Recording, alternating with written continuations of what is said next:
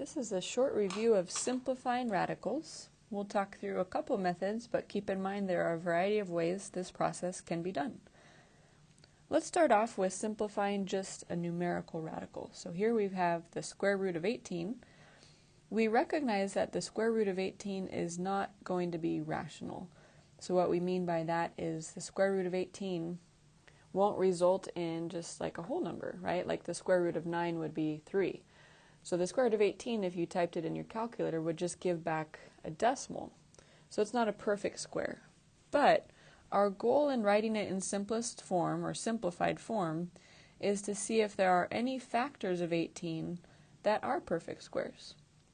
So I'd like to walk through two different ways of simplifying radicals, and then you can kind of take either one or mix the two or find even an altogether different method. But I'm going to start by using a factor tree method. So when I take 18 and I break it down, I'll just break it down as 2 and 9, or you could have done 3 and 6, but in the end, the prime factors will be the same. So we'll end up with 18 being 2 times 3 times 3. So when I rewrite the 18 under the radical in this way, I have 2 times 3 times 3. What I'm appealing to in this strategy is a bit of a more visual understanding. So when we think about square roots, for something to be a perfect square, it means I have the same number times itself. Well, underneath the radical, you can see now I have this pair of 3's. So what that means is 1 3 comes out. And the 2, which has no pair, stays within the radical. So this method shows us that the square root of 18 simplifies to be 3 times the square root of 2.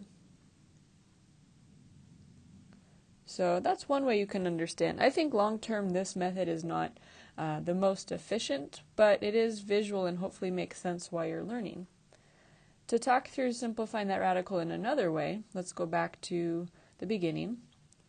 And if you choose this method, you're likely doing something like this on the side. You're thinking about 18 and the different ways you can multiply two numbers to equal 18. So I could do 1 and 18, I could do 2 and 9, I could do 3 and 6. And in this list of factors, I'm asking myself which numbers are perfect squares. So, well, 1 is a perfect square because the square root of 1 is just 1. The other number in this list that's a perfect square is 9 because the square root of 9 is 3. So we take the pair of factors that contains the largest perfect square.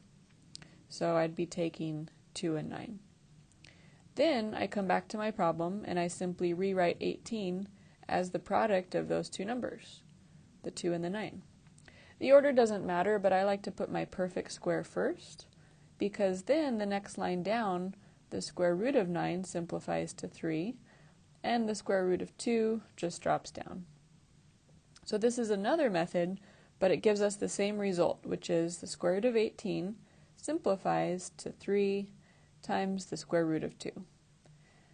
So hopefully one of those methods makes a little bit of sense, but of course there are a good variety of ways to understand this process. Let's try a couple more. I'm going to just continue showing using the prime factorization method because it is visually appealing. I think it's probably the method that everybody can understand immediately, but feel free to try it using a more efficient method as well.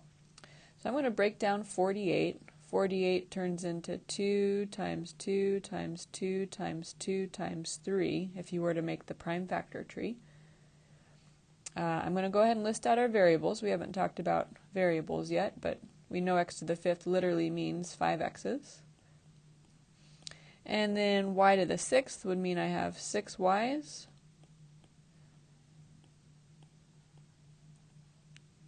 For some reason I can't get the little dots in between, but you all know that is multiplication. So using my visual process of circling pairs, I'll just go ahead and start circling. Well, I've got a pair of 2's.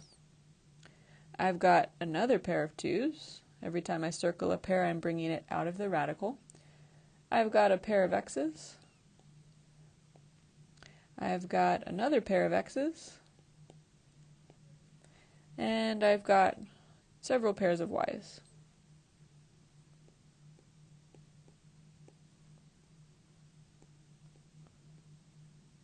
we go. Struggling with my dots there. And anything that I did not circle must remain within the radical. So in this case, you can see that this factor of 3 didn't have a pair, neither did this extra x here. So that means 3x stays within the radical. Now I'd like to make this answer look a bit more presentable, so simply by cleaning up out front, we can say 2 times 2 is 4, we add 2x's and 3y's, and 3x remained in. This would now be the simplified form of the radical. I'm hoping many of you either paused the video or worked it out another way while I was talking, but you find that you achieved the same result. So play around with it and make sure that you feel like you have a strategy that works for you. Let's just try one last example. This one is still the same directions, simplify, but you'll notice we have a cube root now. I'm going to continue showing my work using the prime factorization method, and then we'll discuss how this cube root impacts our process. If you were to take 128 and do a prime factor tree, it would break down to a whole lot of 2's. So it's going to be 2, 2, 2, 2, 2, 2, 2. Should be 7 2's. And I'll try to get my little timesing symbols in there. Don't know why they're so hard. There we go. 1, 2, 3, 4, 5, 6, 7 2's. Nice. And then we're going to have 10 x's. I'm just going to write them out here. Okay, that should be 10. 1, 2, 3, 4, 5, 6, 7, 8, 9, 10. Perfect. Now, if we aren't careful, we're going to go and do exactly what we just did in the prior example, which was start circling pairs. But this cube root out front tells me I'm looking for not pairs anymore, but groups of 3 of the same number. So be very careful as we transition to cube roots. So that means I see a group of 3 2's, I can pull out a 2. I see another group of 3 2's, I can pull out another 2. I see a group of 3x's, another group of 3x's, and yet another group of 3x's.